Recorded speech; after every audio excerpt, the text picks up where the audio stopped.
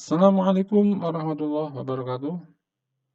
Kita pelajari pada kesempatan ini adalah limit taingga untuk fungsi trigonometri. Taingga simbolnya saya kira jelas ya, simbolnya. Kemudian untuk nilai-nilai trigonometri untuk taingga, sin, cos maupun tangen taingga itu adalah tidak dapat ditentukan nilainya. Ya. Sedangkan kalau nanti ketemu konstanta dibagi dengan taingga atau 1 dibagi taingga, maka nanti nilainya adalah 0. Bagaimana nilai-nilai seperti ini? Misalnya sin seper X, di mana X-nya nanti taingga, atau sin seper taingga. Sin per taingga berarti kita pakai kaidah ini tadi. 1 per taingga 0, berarti sin 0 nilainya adalah 0. Sehingga kalau ada limit nanti semacam ini, disubstitusi langsung, maka ada nilainya. Kemudian kalau ada cos, hitungannya adalah 1 per taingga, berarti sama dengan cos 0. Cos 0 adalah nilainya 1. Kalau tangen berarti sama ya, tangen 0 nilainya adalah 0. Nah, kadang-kadang dalam soal nanti bukan sin cos tangen, tapi melainkan ada kosekan misalnya. Jadi kalau ada kosekan X itu artinya apa? Artinya adalah sepersin. Ya, ini dihafalkan. Ada sekan atau sek X ini adalah nanti adalah seper cos. Jadi kalau ketemu sekan bisa diganti seper cos. Kalau kotangen ditulis kot begini, maka nilainya adalah sepertangen. Nah, sekarang masuk aja ke soal-soal yang katanya dengan limit taingga untuk fungsi trigonometri. Contoh 1. Limit X kali tangen seper X mendekati taingga. Penyelesaian soal taingga ini dikembalikan ke bentuk mendekati 0 saja. Makanya ini nanti perlu dimisalkan. Misalnya apa? Jadi variabelnya X ini misalkan seper X ya. Ini seper X sama dengan variabel yang lain katakanlah Y. Atau A boleh sebenarnya, tapi saya ambil Z aja. Sehingga nanti dalam bentuk lain, berarti X itu bisa diganti dengan seper Y.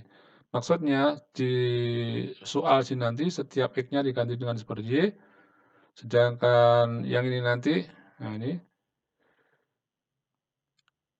untuk X mendekati taingga, karena nanti kita bicarakan taingga, maka X mendekati taingga kan nilainya 0 ya, berarti seper X itu nilainya 0. Atau 0 itu kan sama dengan Y, sehingga nanti bisa diganti Y mendekati 0. Jadi artinya yang ini X mendekati taingga, maka Y-nya atau maka ini bisa diganti dengan Y sama dengan 0 karena ini tadi.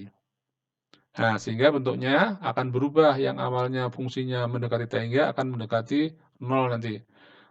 Gimana caranya? Nah, setiap X diganti dengan seper Y ya. X diganti dengan seper Y, sedangkan yang ini diganti dengan Y mendekati 0. Hingga bentuknya menjadi limit seper Y tangen 1 per seper X, 1 per X itu kan sama dengan ini tadi Y ya. Nah, ini sama dengan Y. Limitnya menjadi Y mendekati 0. Nah, kalau sudah bentuk ini kalian kan sudah mahir ini ya. Hingga tinggal perkaliannya tangen Y per Y, ini kan rumus dasarnya ini. Ini nilainya adalah 1 ya. Karena sudah mendekati 0. Jadi limitnya adalah mendekati 0. Contoh yang kedua, sama nanti dari bentuk taingga dirubah ke bentuk mendekati 0. Ini. Awalnya sama ya, pemisahannya sama, boleh Y, boleh yang lain. Dalam ini tetap Y ya. Sehingga soalnya yang awalnya begini akan saya tulis menjadi, nah, jadi seper Y-nya menjadi seper X-nya atau X-nya nanti menjadi seper Y. Ini menjadi 2Y ya. Yang ini menjadi Y. Ini menjadi Y mendekati 0. Sehingga bentuknya menjadi limit ini menjadi 2Y karena seper X tadi adalah Y ya. Seper X Y. Sedangkan seper X adalah Y. Kotangan. Nah, berikutnya yang perlu dirubah adalah bentuk ini. Kotangan tadi dinyatakan dalam bentuk dasar apakah sin, cos, atau tangen. Kalau kotangan adalah dari tangen ya. Sehingga bentuknya menjadi 2Y, ini seper tangen. Kalau sudah ini kan dikalikan biasa, dan ini kalau bentuknya ini saya kira ini sudah dasar ini. Berarti 2Y per Y. Jadi kalau ketemu tangan sin itu bisa ditiadakan. Jadi tinggal 2Y per Y nilainya adalah 2. Nomor 3 sama, dimisalkan dulu dan seterusnya, hingga soal ini bisa ditulis dalam bentuk yang lain. Ini dulu ya, ini adalah menjadi Y, ini menjadi seper-Y. Ya, Y menjadi seper-Y. Sedangkan kosekan adalah seper-sin, maka ditulis dalam bentuk seper-sin dulu. Nah, membagi sama dengan mengalihkan dengan kebalikannya. Jadi kalikan kebalikannya sama dengan Y per sin Y nanti ya. Ini kan bentuk dasar kan ini nilainya adalah 1. Soal keempat sama. Masih kita misalkan ya, kemudian bentuk soal ini akan berubah menjadi apa? Ya, yang ini kita ubah dulu sebelum fungsinya yang ini dulu. Jadi ini seperempatnya tetap ini, X-nya adalah Y. Jadi seperempat Y, yang ini adalah 3Y ya.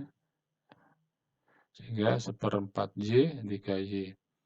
Baru kita rubah adalah fungsinya. Kot itu adalah sepertangan, kosekan adalah sepersin. Sehingga bentuknya jadi 1 per ini. Nah, lagi-lagi membagi sama dengan mengalihkan dengan kebalikannya, berarti ini di atas, ini di penyebut.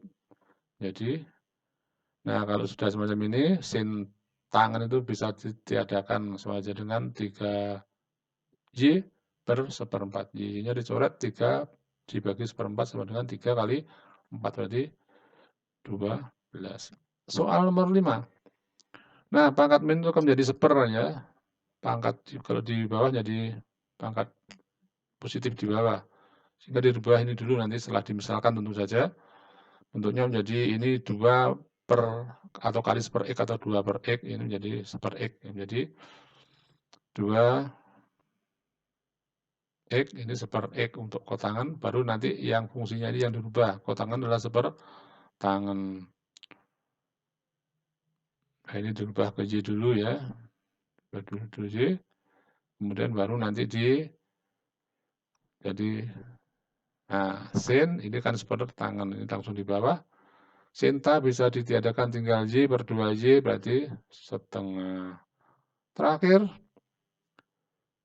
ini tetap dimisalkan, setelah itu bentuknya menjadi, ini adalah menjadi 4Y, ini 2Y, 2Y, Y mendekati 0 ya. Ya karena dibagi, masing-masing dibagi, sendirikan-sendirikan boleh ya. Nah, ini tentunya ada limitnya ini ya, ada limitnya sama gitu. Atau tidak juga, ya tulisannya yang betul limit, tapi ini sudah bisa kita pahami. Berarti nanti sin bisa ditiadakan 4 ini per 2, 2 per 2. Ini 2, ini 1. Sehingga 2 min 1 nilainya 2. Mudah-mudahan ini bisa dipahami dan bermanfaat.